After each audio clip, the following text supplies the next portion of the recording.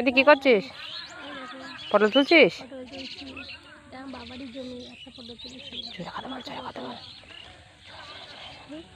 দেখো গাইস, পটল দেখো, দেখো ছোট ছোট বড় বড়।